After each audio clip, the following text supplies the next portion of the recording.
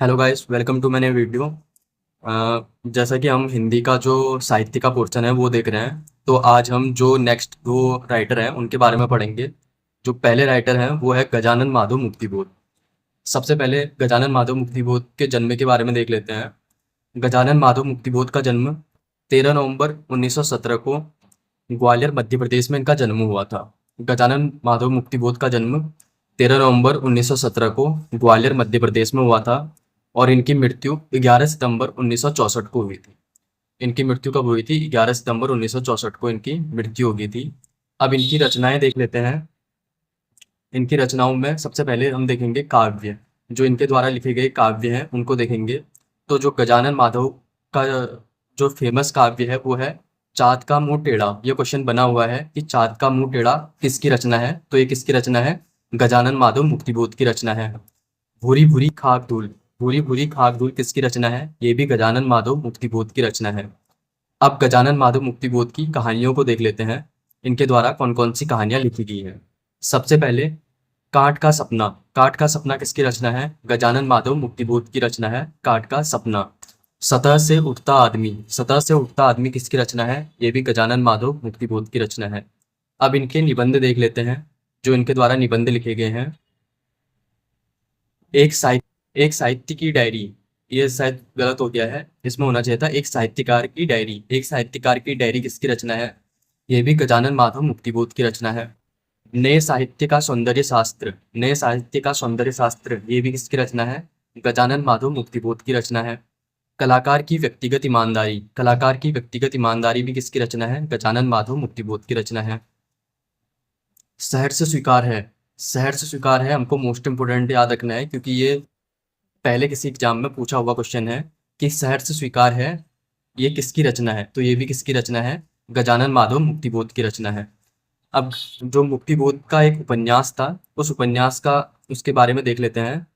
जो गजानन माधव मुक्तिबोध का जो उपन्यास है उसका नाम है विपात्र। तो कभी क्वेश्चन बन सकता है कि विपात्र किसका उपन्यास है? तो ये किसका उपन्यास है? गजानन माधव मुक्तिबोध का उपन्यास है। गजानन माधव मुक्तिबोध के द्वारा एक पत्रिका का भी प्रकाशन हुआ था जिसका नाम है नया खून। तो नया खून किसका पत्रिका है? ये गजानन माधव मुक्तिबोध की पत्रिका है। अब जो दूसरे राइटर हैं जो हम देखने वाले हैं वो है राजेश जोशी। राजेश जोशी और जो गजानन माधव मुक्तिबोध हैं, इनकी रचनाओं से रिलेटिव क्वेश्चन ज़्यादा बनते हैं, क्योंकि अ, इनकी जो रचनाएं हैं वो कुछ ज़्यादा प्रसिद्ध हैं। तो इसलिए मेरे हिसाब से इन दोनों की रचनाएं ज़्यादातर पूछी जाती हैं। तो अभी हम देख रहे हैं राजेश जोशी।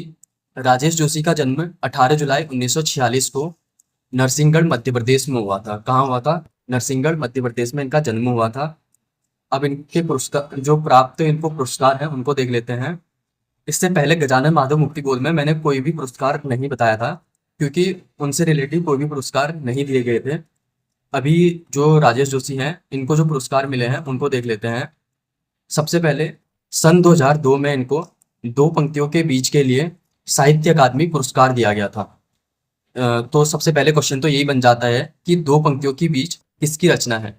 तो दो पंक्तियों के बीच जो रचना है वो राजेश जोशी की रचना है, जिसके लिए 2002 में इनको साहित्य अकादमी पुरस्कार दिया गया था। और इससे पहली वाली वीडियो में मैंने बताया था कि साहित्य अकादमी पुरस्कार कब से देना स्टार्ट हुआ और किसकी याद में ये दिया जाता है।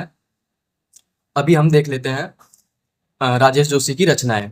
राजेश जोशी की रचनाएं में हम सबसे पहले उनके द्वारा लिखे गए काव्यों को देखेंगे। काव्यों में इनकी जो रचनाएं हैं, सबसे पहले आ जाता है दो पंक्तियों के बीच।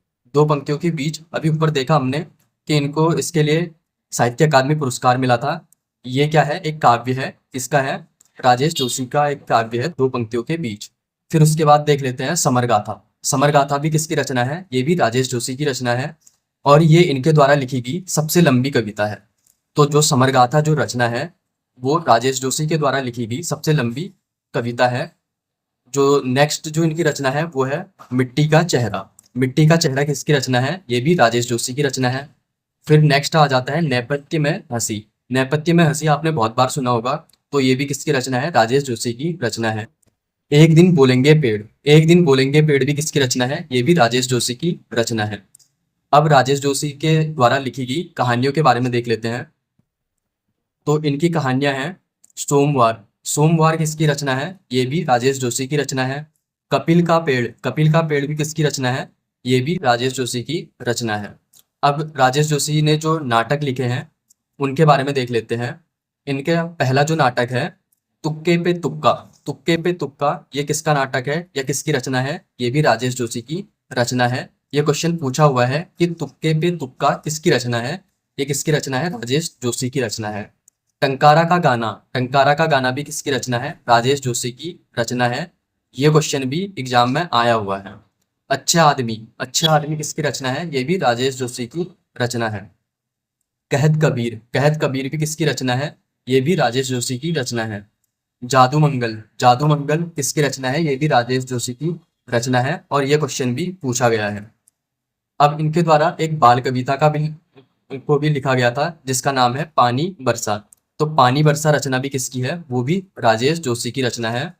तो आज हमने ये दो राइटर देख लिए हैं। अब इसके बाद जो वीडियो आएगी उसमें भी हम दो राइटर देखेंगे और ऐसे ही हम हमारे उत्तराखंड के हिंदी के सिलेबस में जो हिंदी से रिलेटिव साहित्य का पोर्शन है इस उसमें जो 21 या 22 जो हमारे राइटर दे रखे हैं हम उनको ऐसे ही कंप्लीट करेंगे। Thank you.